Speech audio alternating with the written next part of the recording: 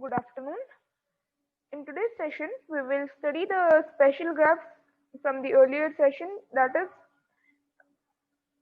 we have studied complete graphs, wheels and cycles. Now we will continue with the next special graph, which is n cubes or hypercubes. Now what is that? For any n belongs to natural numbers, that is the number of vertices will be a natural number. The hypercube Qn, so this hypercube graph is denoted by capital letter Q and n is the number of vertices, is a simple graph consisting of two copies of Qn minus 1 connected together at corresponding nodes. Q0 has one node. Okay, so now what is this hypercube basically is, suppose when we are creating our bit strings, okay, so first and foremost it will be 0 and 1, okay, so this is 0 and 1, the binary numbers actually 0 or 1, the length is 1, length 1. When the length is 2, you will get 4 such numbers 0 0 0 1 1 0 1 1, the length is 2. Similarly, when we have length 3, then we will be getting 0 0 0, that is we will get 8 such combinations of zeros and ones when the length is 3 for a binary string. So basically your n cube is denoting this binary string, the vertices denote the binary string. So for Q1 it will denote two vertices 0 and 1, okay, and the edge will be joined in such a way that whenever the edge two vertices will be adjacent or they will have an edge between them, if the bit strings that they represent differ in exactly one position, so from 0 we are going to 1, so here they differ in exactly. Now we will look at the next example. Actually it will be easier to understand. So let's look at this example. So we have 0 0 0 1, then 1 0 and 1 1.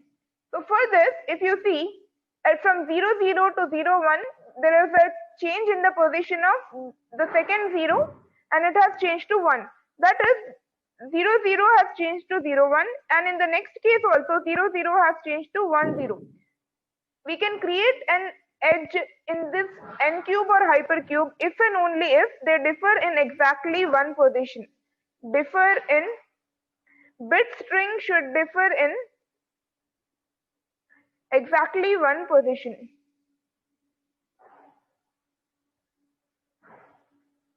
So from here, this position it has changed, and in this case we have changed this, and from 0 1 we replaced this one, and from here we changed this. Basically we can only join two vertices if they differ by one position. So let's look in this graph. From 0 0 0, it can be 0 0 1. We can change this 0 to 1, or we can change the second 0 to 1, or we can change the first 0 to 1. So this vertex will be joined to three other vertices. Similarly for all the other cases. Okay, so hypercube is basically a graph which is whose vertices are bit strings of different lengths, and the edges are created in such a way that if they differ in exactly one position, we can create an edge between the two vertices. Now the next kind of graph is bipartite graphs or bipartite graphs. So basically a graph that has the property that its vertex set, suppose V is the vertex set, and we can divide the vertex set into two disjoint subsets, that is the intersection should be null set or empty set. That is, if I am dividing this V, capital V vertex set into two disjoint subsets V1 and V2, then V1 intersection V2 should be empty set, null or phi. Now in this case, such that from V1 each edge connects a vertex in V2, then that kind of graph is known as a bipartite graph. For example, consider the graph of given over here. So first we will see the definition. We will leave the definition for now, and we will see directly the example. Yeah. So over here we have two vertex set V1 and V2. In the vertex set V1, I have the vertices V1, V3 and V5. While in the vertex set V2, I have V2, V4 and V6. Now in this case, whenever I have such kind of graph, now if you look carefully, V1 is connected to the vertices in V2 only. It is not connected to the vertices in V1 itself. So this kind of graph where we can divide the vertex set and then make sure that the vertices of the first set are not connected to the vertices of the first set itself is known as a bipartite graph. So let's see the definition now. A simple graph G is called a bipartite if its vertex set V can be partitioned. So basically we are partitioning the vertex set into two disjoint sets V1 and V2 such that every edge in the graph connects a vertex in V1 and a vertex in V2 so that no edge in G connects either two vertices in V1 or two vertices in V2. When this condition holds, we call the pair V1, V2 a bipartition. We are doing a partition into two, hence bipartition of the vertex set V of the graph G. Now, let's take an example. There are two graphs given. We have to find whether the following are bipartite or not. So let's take the first graph G. So let's take this graph. Graph G, if we are dividing the vertex set of graph G into V1 and V2, and I am taking the vertices in V1 as A, B, D. Why am I taking these three? Because if I take A, B and D, look whether they have edges in between them. No. Between A and D we don't have any edge. Similarly between BA and BD, and similarly with DA and DB. So we can take these three. Apart from that, we can take V2, the rest of them, C, E, F and G. Now if you notice, each edge of V1, if I am creating a graph in this way, A is connected to G, C, even F and E. So A is connected to all the four vertices of V2, but it is not connected to any of the vertices of V1. Similarly, you can check for all the other cases. So the graph G is a bipartite graph. But what about graph H? Graph H is not bipartite because its vertex set cannot be partitioned. So this is not bipartite. This is a bipartite graph. But this is not bipartite. Okay. So you can create the vertex set in such a way that if you are connecting, the edge should not be in between the same vertices, in between the vertices of the same set. Now, based on this, we can see that a simple graph is bipartite if and only if it is possible to assign one of two different colors to each vertex of the graph so that no two adjacent vertices are assigned the same color. That is, suppose if you are assigning colors to a graph, then it should be possible to assign two different colors to vertex. So if I am giving the color red to A and red to B and red to D.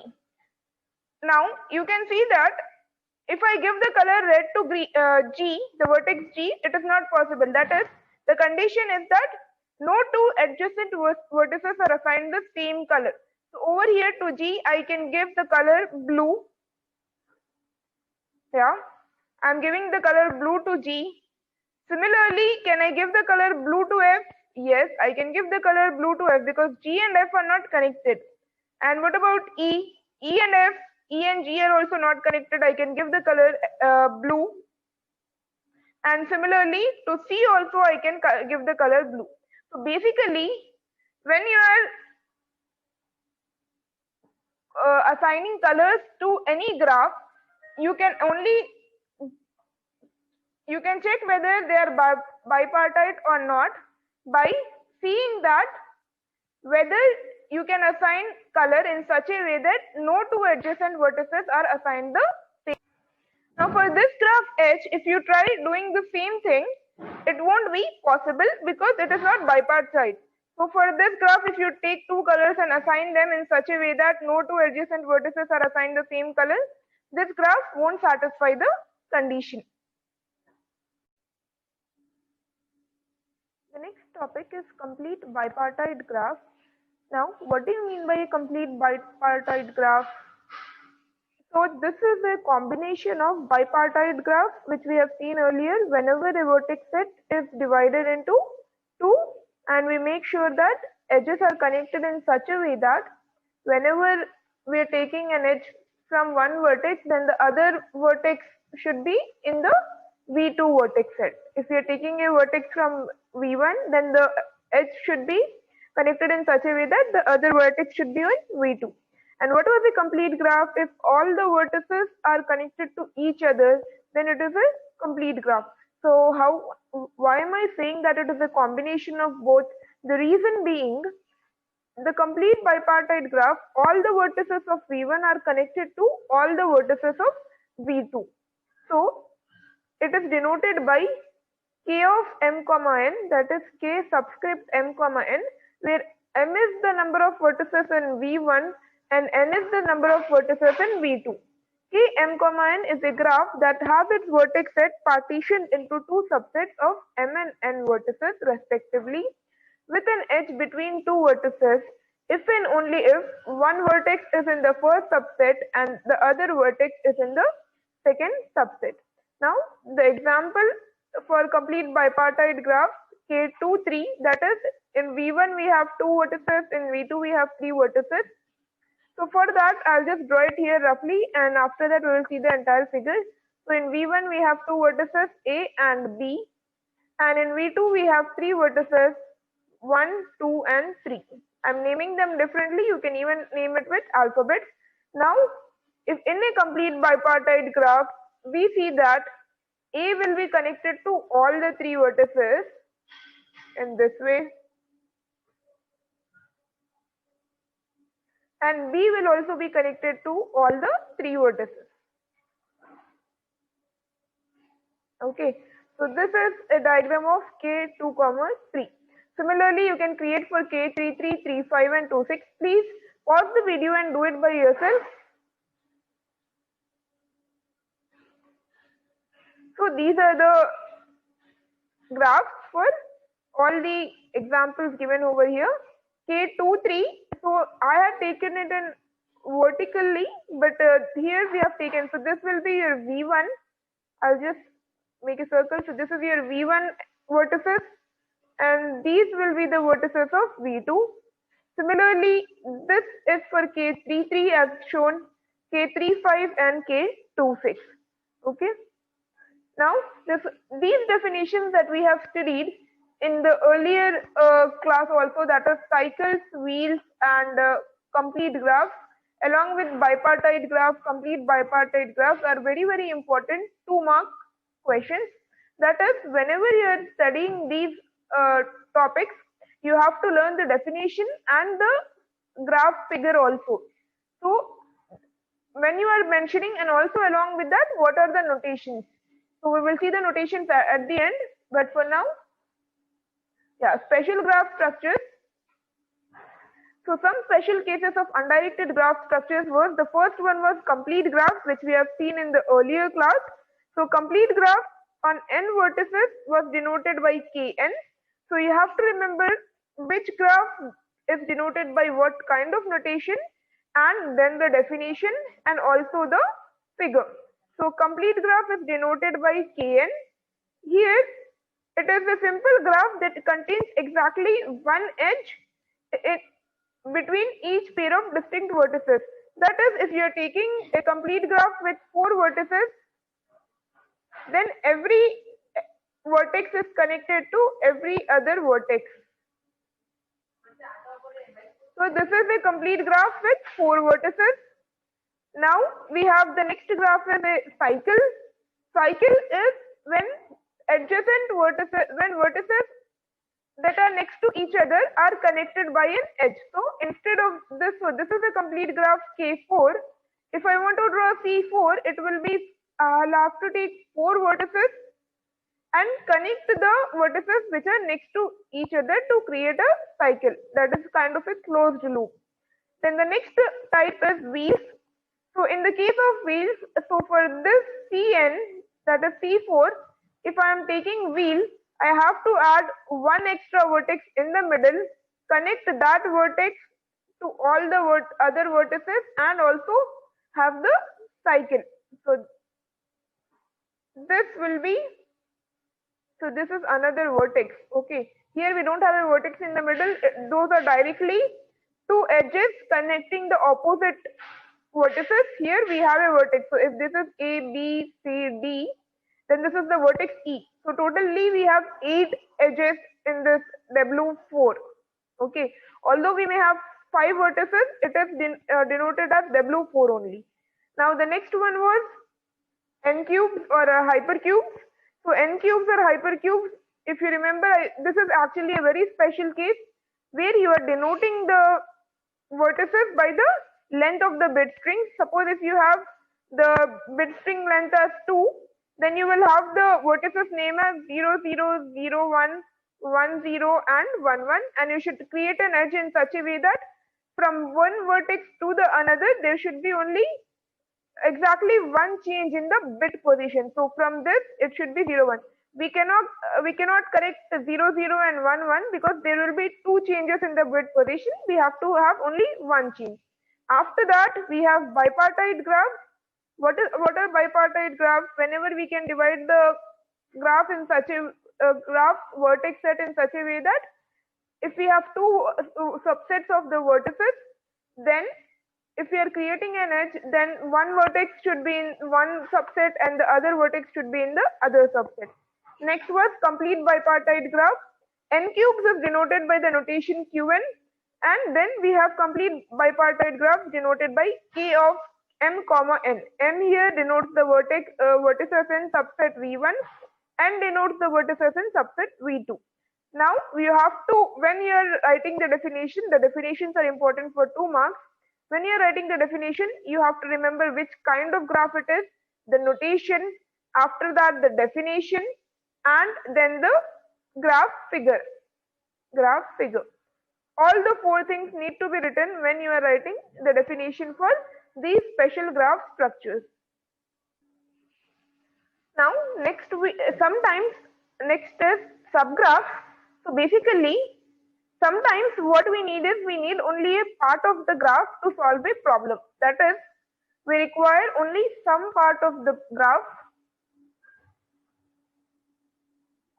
to solve a problem.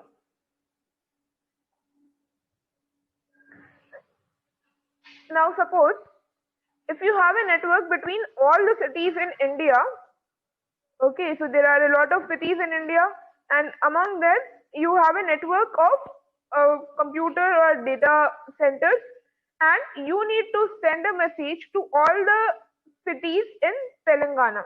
Okay, now the condition is that you don't need the entire network, you only need the network of our state. So in that case, what you do is you consider some part of the graph instead of considering the entire graph. So that is known as a subgraph. So basically what happens is when edges and vertices are removed,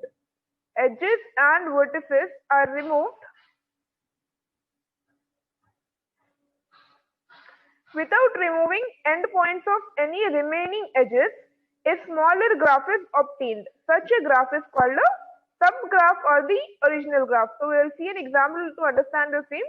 Before that, let's see the formal definition.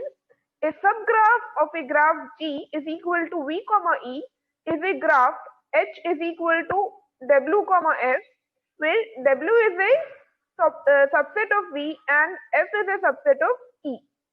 Now basically we are creating a subgraph of G which is denoted by this letter H, and we are creating subsets of V comma E which are denoted by the letters W and F, and after that what we are doing is we are drawing our graph.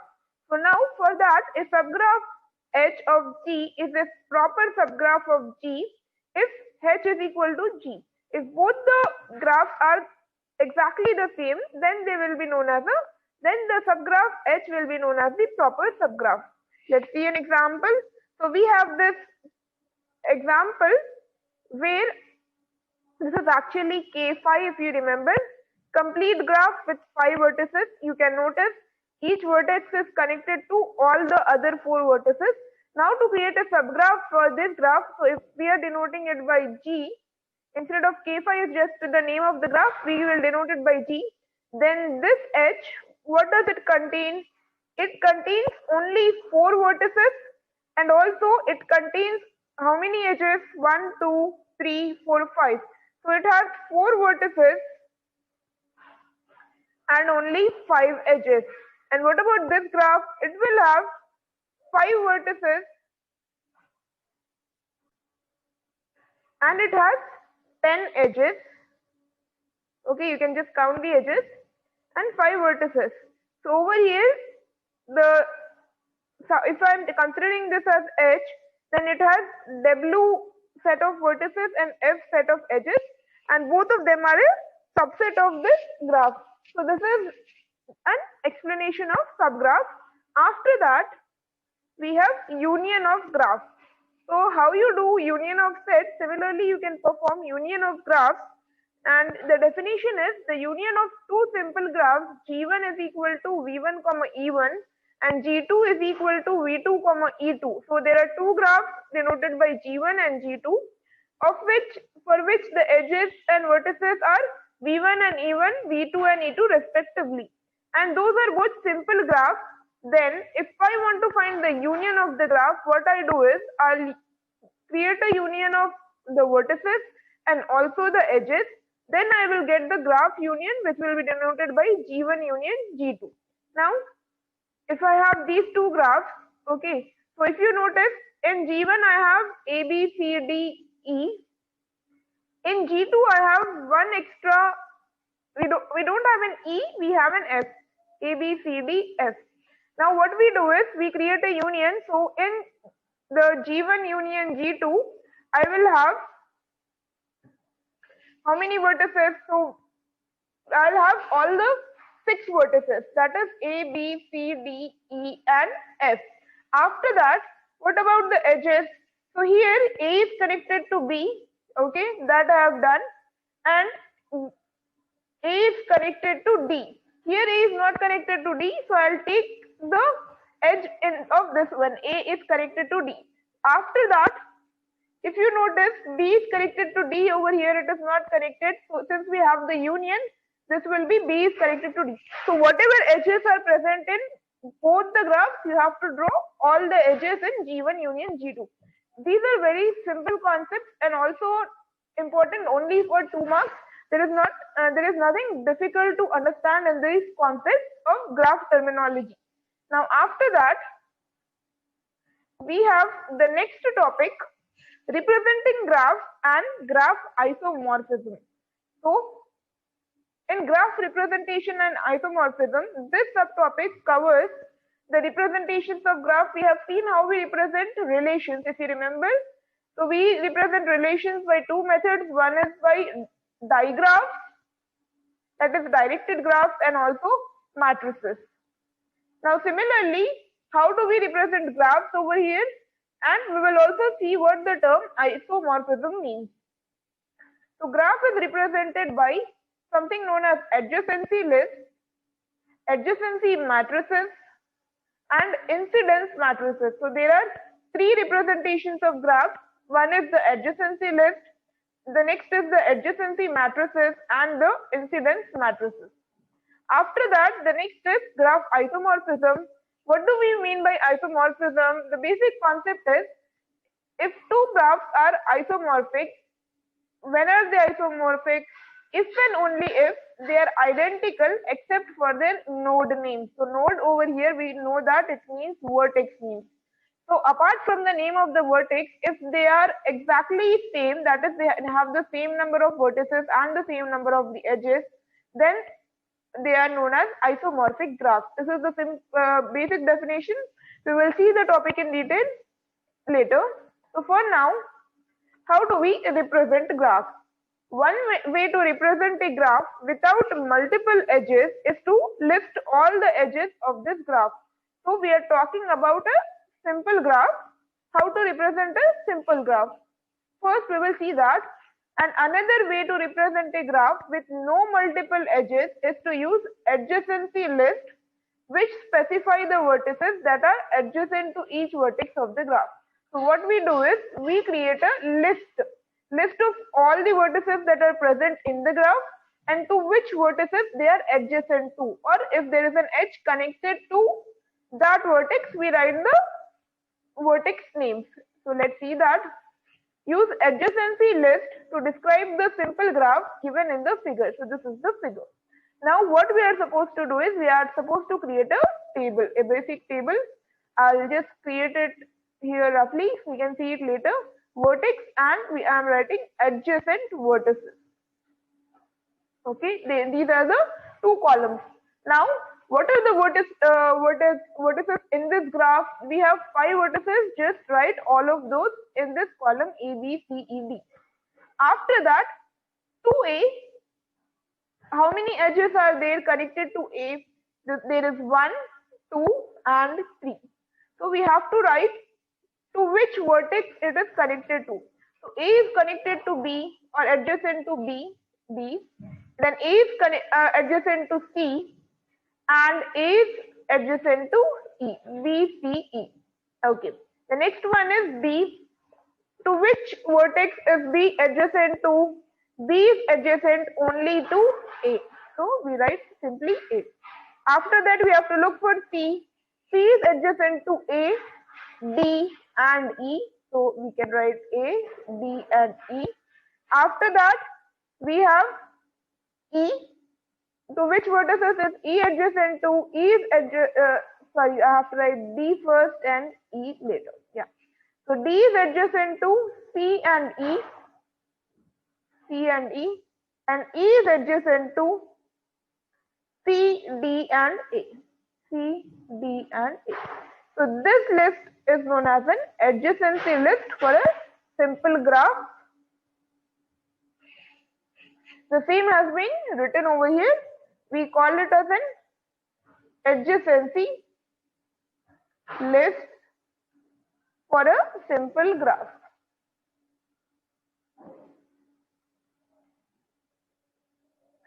Now the next is represent. So this was a simple graph without any multi-edges, loops, or directions. Now we have represent the directed graph shown in the figure by listing all the vertices that are the terminal vertices of edges starting at each vertex of the graph. So this is the graph given. So here if we notice, we have loops, we have multiple edges, and we also have directions. Now what are we supposed to do? We are supposed to create 2 columns as we have done earlier, but the names of the columns will be different.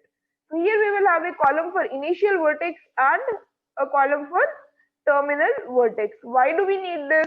Because initial vertex and terminal vertex are the concepts we need only when we have directions in the graph. So in this case, initial vertex, for the case of initial vertex, we will write all the vertices of our graph A, B, C, D, E. Okay. Now, A is the initial vertex for which edges? So A is the initial vertex for this one, that is, it is going from A to B, and even for this edge A to C, and then this edge A to D, and finally A to E. So we are supposed to write what are the terminal vertices for all the edges that are connected to A. It is connected to B, C, D, and E. Okay. Similarly, you can find out for B. Now for a loop, we should write B is the initial vertex, B is the terminal vertex. So we have to write B. And what about any other? So B is the terminal vertex for A, but it is not the initial. And here if you notice BD, it is starting initial vertex is B, terminal vertex is B, so just mention that. Now what about BE? Here B, in the case of BE, B is the terminal vertex but not the initial vertex. This scenario we are only finding where B is the initial vertex. So there are only two terminal vertices, that is B and D. That is, there are only two edges originating or starting from D. Now similarly, you can solve it entirely by yourself. Take it as a practice problem and do it. So these are the solutions you can verify from the same. Now why is D's vertices empty? Okay, and another thing, this column there has been a mistake. Please change it to terminal vertices. Terminal vertices, and this table is for us. The name of the table is adjacency list for a directed graph. For a directed graph. And why is D empty? Because all the vertices that are all the edges that are connected to D, they are all, D is the terminal vertex, but for D there is no edge where D is the initial vertex. Look over here. E to D, we don't have an edge. We have an edge from E to D, not D to E. Similarly, we have an edge from B to D and A to D. There is no edge which is whose initial vertex is D. So there is nothing written over here. Okay. Now the next concept is adjacency matrices. To simplify computation, graphs can be represented using matrices. Two types of matrices are commonly used to represent graphs, and they are as follows. One is based on the adjacency of vertices and the other is based on the incidence of vertices and edges. So let's look directly at what kind of matrices we will be creating. So first and foremost is the adjacency matrix. Suppose that G is equal to V comma E is a simple graph where mod of V is equal to N. That is, the vertices of N is the number of vertices in the graph G, which are denoted by V1, V2 and so on up to Vn. The adjacency matrix A or AG of the graph G with respect to this listing of the vertices is the N cross N 0, 1 matrix. So again, similar to relations, this is also a 0, 1 matrix with 1 as its I, jth entry when Vi and Vj are adjacent. So if there is an edge between two vertices, then we will write 1, otherwise 0. In other words, if adjacency matrix is A is equal to A of I, j, then if there is an edge between the vertices, we will write 1. If there is no edge, we will write 0. Now, let's take an example. Use an adjacency matrix to represent the graph shown in the figure. The figure is this way. So the solution is we order the vertices A, B, C, D, and what we do is we will write our matrix, we denote it by AG. Now you have to take how many rows and how many columns. How many ever vertices are there, the same numbers of rows and columns should be taken. So we have A, B, C, D. Similarly over here A, B, C, D. Now is there an edge between A and A? No, there is no loop, so 0. After that, is there an edge between A and B? Yes, so it will be 1. What about A and C? Yes, we have an edge, so 1. And what about A and D? There is an edge, so 1. After that, from B to A, since there is no direction, A to B and B to A are one and the same. So A to B we put 1. Similarly, B to A also we have to write a 1 over here. That is, there is an edge between B to A. Okay. Now what about B and D? So in the case of B comma B, we don't have a loop here, so we will write 0. B and C, yes, we have an edge 1, and B and D we don't have an edge, so 0. Similarly, what about CA? There is an edge 1, CB 1, CC no loop, and CD not connected 0. Now lastly, DA, yes, there is an edge. Then DB, no edge. DC, also no edge. And D and D, there is no loop on D, so 0. So this is the matrix representing the graph given. This is also important for 2 marks and a very simple concept if you understand it once. Now, yeah, so this is the matrix. Please write over here as AG. Okay, so it is a matrix A for the graph G. Okay. Now, instead of the graph, in the earlier problem, we were given the graph and we had to write the matrix. Now, instead of that, we will be given a matrix. We have to draw the graph. How should we do it? First and foremost, you have to name the vertices as A, B, C, D, and over here also A, B, C, D. Now, after that, take 4 vertices as A, B, C, and D. Now, is A connected to A? No, we have a 0. A is connected to B and A is connected to C. Okay, we have connected. What about A and D? It is not connected. After that, B is connected to A and B is connected to D. Okay. C is connected to A and C is connected to D. C is connected already to A, we connect C to D. And lastly, D is connected to B and C. D is connected to B and C. So this is the graph for the adjacency matrix. Now you will have a question, what if I take A over here, B over here, C is over here and D is over here. Now in that case also, or maybe D over here and C is here, A, B, C and D. And if you notice, A is connected to B, A is connected to C, B is connected to A and B is connected to D, C is connected to A and C is connected to D. Now both of these graphs are the same. We have only changed the position of the vertices, but the number of vertices and the number of edges and also how which edges what kind of edges, that is the edges in between the vertices are also the same. So if you notice, A is connected to C over here, A is connected to C over here. We have just changed the position of the vertices. So you can draw both of these graphs and both of these graphs are correct. Okay. Now after that, first let me show you the clear diagram. Yeah. So this is the example. Now after that, we have another example where these were all simple graphs. Now instead of that, we will take the graph where we have loops and multiple edges. Yeah. So here we have an adjacency matrix. We have a graph and we are supposed to represent it with the help of an adjacency matrix. We have been given a pseudo graph.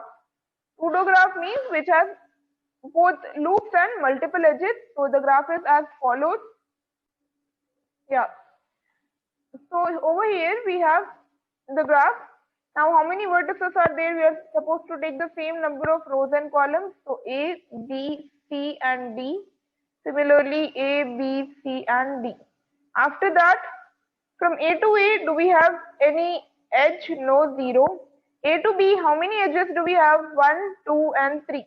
So we have to write 3. What about A to C? There is no edge at all, so 0. A to D, we have 1 edge and 2 edge, so 2. Now after that, B to A, we have 3 edges, 1, 2 and 3. B to B, there is nothing. B to C, 1 and B to D, 1. After that, we have the vertex P. Vertex P, how many edges? C to A, there is nothing, 0. C to B, only 1. C to C, there is a loop, so 1. And C to D, there are 2. After that, D to A, 2 again. D to B, 1. D to C, 2. And there is no loop, so D to D is 0. So this is the case, that is when we are writing adjacency matrix. So we are writing adjacency matrix for a pseudo graph. Then basically what we have to do is we have to count the number of multiple edges. If we have a loop, we are supposed to write the value 1. Okay, that is C is connected to C, so that is the reason we are writing 1. Okay, so now after that,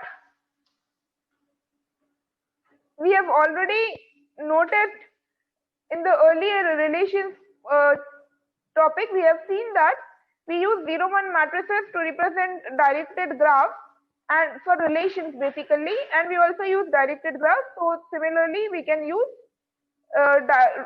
matrices for directed graphs also, and that is with respect to the vertices. If both the vertices are connected, it will be 1. If we have A to B, then it will be 1. B to A will be 0, and vice versa.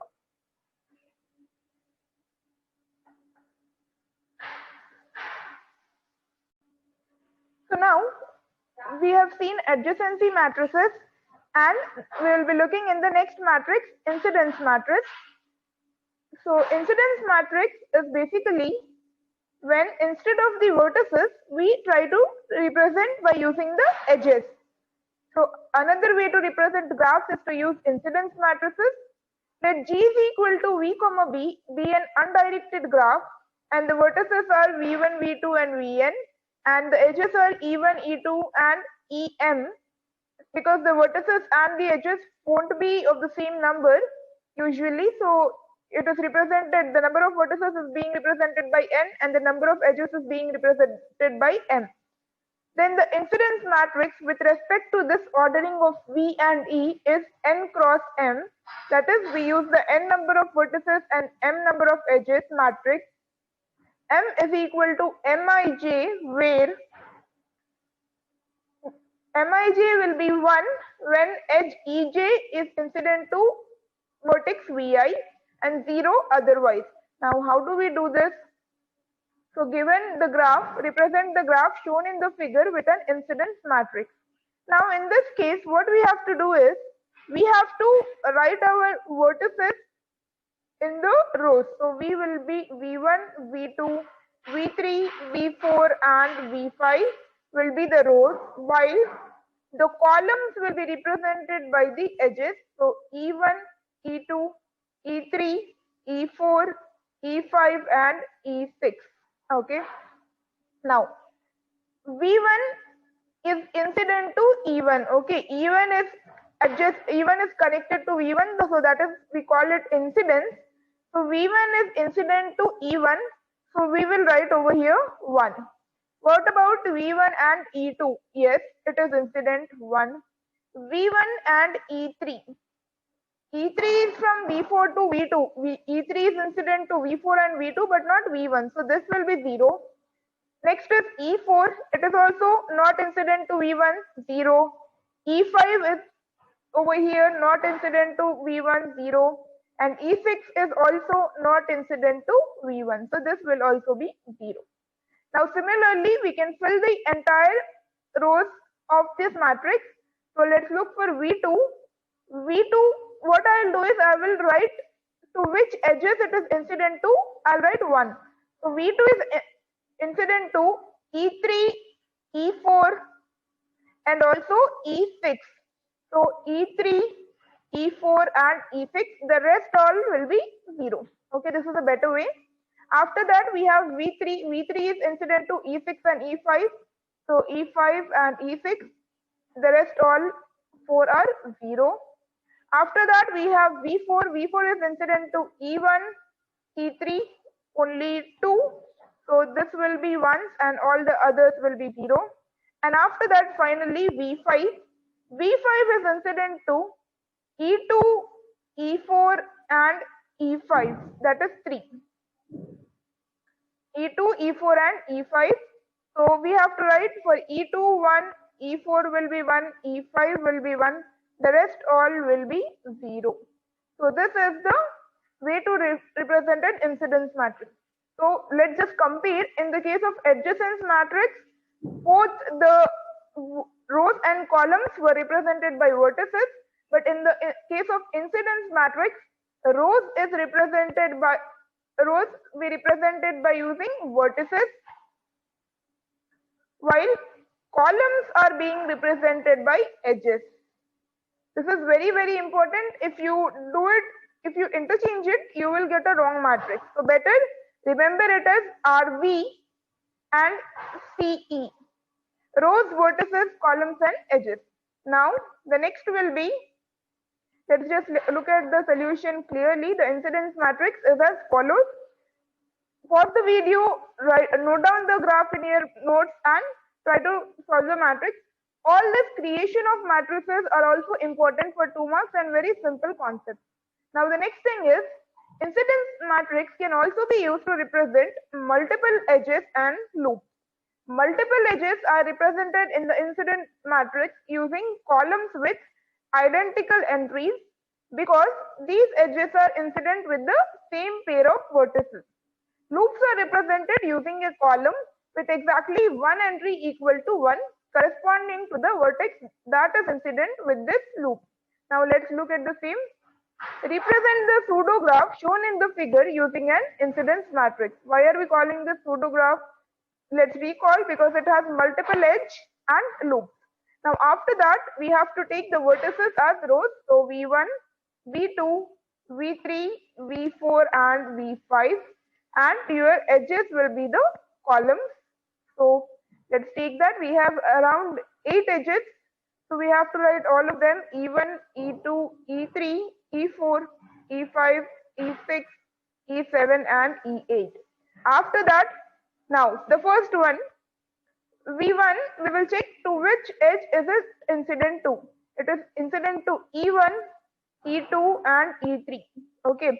There are multiple edges, so we have taken multiple edges over here. E2 is also taken, E3 is also taken. So we will write 1, 1, 1 and then all zeros. After that we have V2. V2 is incident to E2, E3, E4 and also E6. So E2, E3, E4, E6 and also E7. Okay.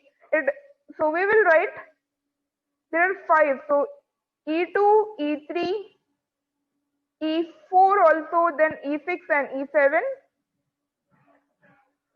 And it is not incident to E5, E8 and E1. So let's just mention that. This way you can take for V3. So let me just write it. Yeah. So this is the matrix, incidence matrix for this pseudograph. Verify for V3, V4 and V5. Solve it by yourself. So by now we have seen how to represent graphs. Representing graphs can be done by 2 ways. One is by list, the other is by matrices. In the case of list, we have seen 2 methods. One is for simple graphs, the other is for directed graphs. And in the case of matrices, we have seen adjacency matrix and we have seen incidence matrix. Okay, so this is for representing graphs. After that, the next topic will be isomorphism of graphs, which we will see later.